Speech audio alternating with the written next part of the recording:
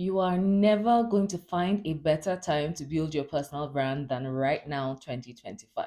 Not only is 2025 the year of the woman, it is the year of the personal brand. So, for women who are building their brands, this is your year. Hi, everyone. Welcome to 2025. I'm so excited. This is our first video for the year. My name is Paula. If you're new here, I'm a personal branding strategist and I am passionate about helping African women build personal brands that change the game for them. If that is you, join us in the family and we're going to go straight into it. In this video, I'm going to be giving you a consistent step-by-step strategy. I'm all about the step-by-step because there are so many things that we want to do, but because we are not clear on how we should go about it, it remains stuck in the drafts and it remains stuck in the I'm going to do that. The when we don't know and the how we're not clear. So it just stays gathering dust. And one thing we're not going to be doing this year is allow our great ideas gather dust in the drafts. Consistency is the name of the game when it comes to personal branding. If you want to gather trust, if you want to build an audience online, you have to stay consistent. Now, consistency is not just about just showing up, right? It's a matter of relevance if you really look at it. Unless the people that you are trying to attract, the people that you are trying to gain their trust, unless they see you often, and unless they see you consistent in the message that you're passing and the value that you're delivering, they will not be able to stick with you, right? People go where value is. If you want to be trusted online, you have to show up regularly and you have to show up with purpose. So unless you understand everything that I'm about to teach you in this video, you're probably going to still be showing up frequently, but you might not see results because you're not showing up with purpose strategically. 2025, we're not going to waste time. Our time is precious and there's so much to do. So I'm going to be showing you the easiest, simplest way that you can launch your personal brand in 2025.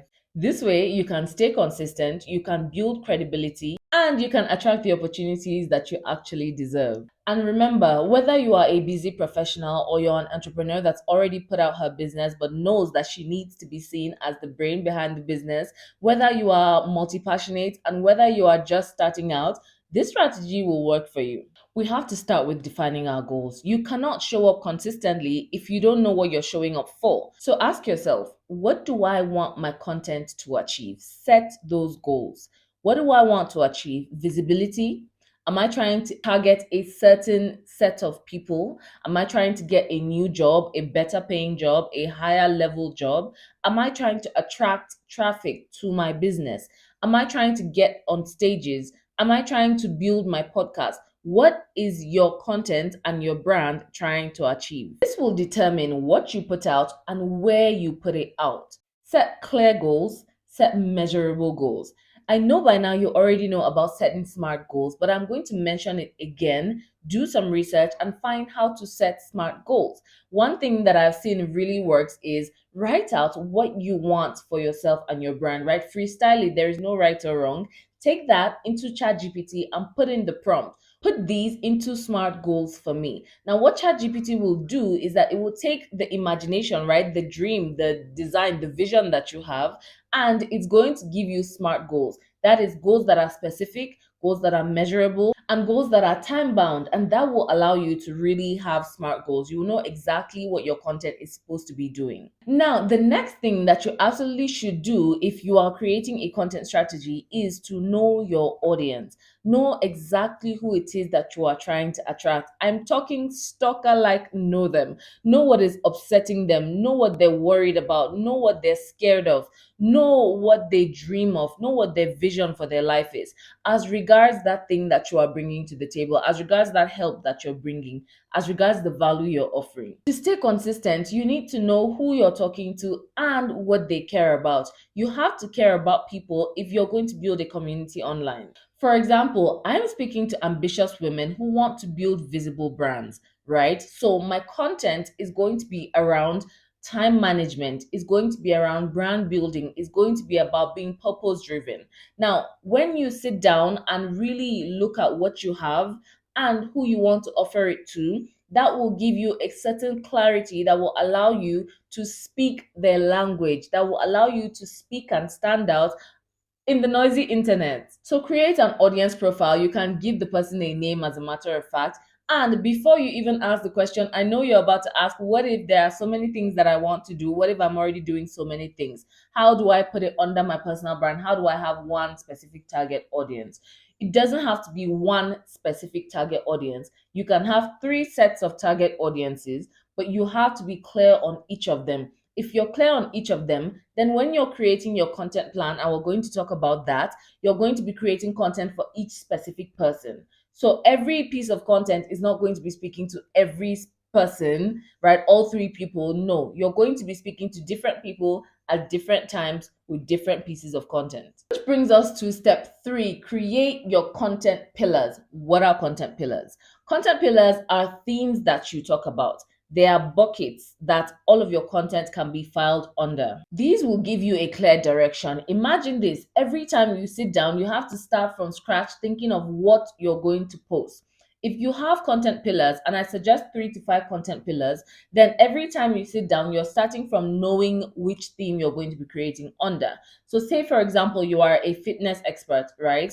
Let me use one of my clients who is a wellness expert, right? And she does meal plans and she helps people just be healthy and live healthier. What we did was we broke her brand into different content buckets. She helps people lose weight.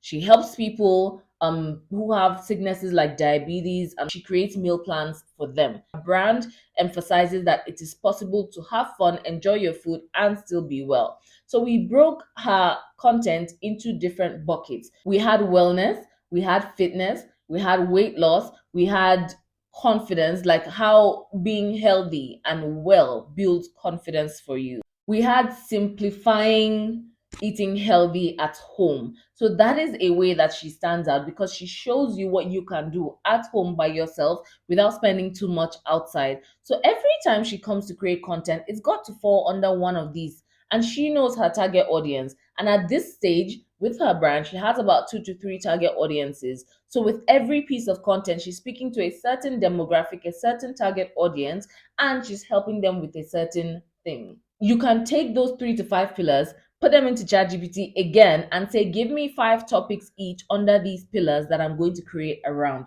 So this kind of just gives you ideas, right? I don't use ChatGPT to completely write for me, right? Your experience and your expertise is very, very important in the standing out of your personal brand.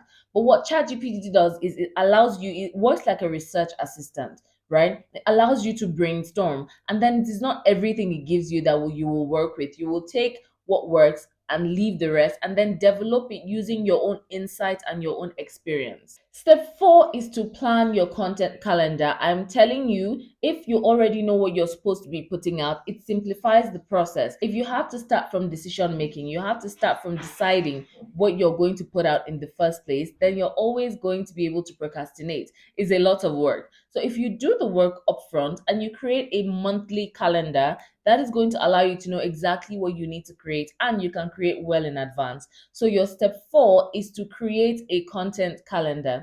And in this content calendar, you have things like educational content, you have things like personal content, you have things like tips and tricks, you have things like trends. Make sure that you incorporate everything into it. Now, I have a resource that has created this calendar for you. And if you're building a personal brand, you can definitely just put in your expertise and put in your insight, but all of this work has been done for you. So if you're interested in that, the personal branding capsule is very simple, very straight to the point, and it comes with like a clarity guide that's going to help you just get all of this clarity that I just talked about. It helps you put together your personal branding story as well, and it gives you the content plan and the content calendar to follow for a month. If you're interested in that, use the link in the description. Remember that batch creating content saves you a ton of time. I batch create content all of the time. This is a bonus tip. I batch create content for TikTok, for LinkedIn, for Instagram. If you plan ahead and you sit down for 2 to 3 hours and just create, allow yourself create, you're going to be well ahead of time. And that way, your brand is not going to be dependent on your mood. You're not going to be dependent on whether or not you feel like showing up. You're just going to show up because you've already done the work ahead. Now, step five is a secret I wish I knew when I was starting out. It is repurpose your content. You see that content you create, it has life and it. Who is it? Hi, baby, how are you? All right. No problem. I'm creating a video, okay? All right, what are you doing? He's taking a video. You see that content that you create, that article you write, that podcast you record, that Instagram video you make, that can be repurposed in so many ways. You can record a short video for Instagram talking about something, and that video can be turned into a tweet, can be turned into threads. That video can be turned into a podcast episode.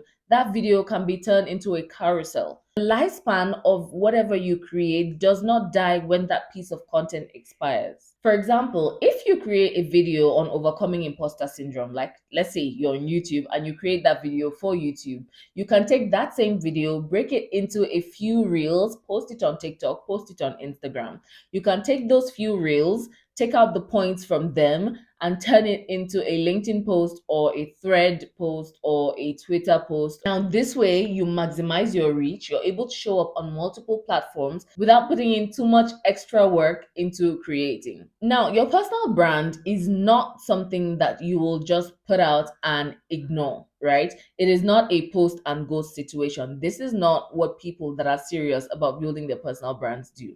You look at that personal brand step by step. When you put out that content, you go back and you check what worked, what didn't. You go back and you review. You go back because every time you put something out, right, you grow a little bit. So the eyes that you will look at your content that you created last week, they're not that you're not the same person. You are always growing, especially if you are taking all the other steps of developing yourself, like reading books and watching videos like these and just learning overall. And especially if you are being intentional about growth, the person you were yesterday is not the person you were today. So you have to keep going back and saying, okay, what did I do that wasn't okay? What did I do that I could have done better? And so on and so forth. When you're building an audience, it's not just about ticking a box. Remember that you are dealing with people. So watch their reactions to your content, watch how they relate with you, watch the questions that they're asking, watch what they're looking for from you. That will allow you to adjust and analyze and just, make sure that you are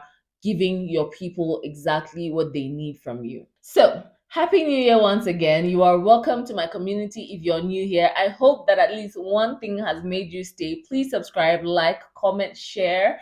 I'm so excited every time I come here to share. If you're new here, you can find me on Instagram. I'm paulapool.co on Instagram. And if you are looking for a team of people to take personal branding off your hands, I run an agency called Afro Create Digital. All of the links I have mentioned are in the description.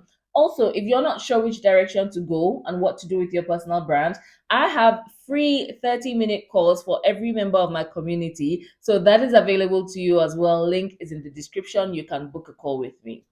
If you want more of the goodness that is personal branding that I teach, I also have a podcast called She's the Brand Podcast. Wherever you listen to your podcast is there. Thank you so much for being a part of this video. I will see you next time. Bye.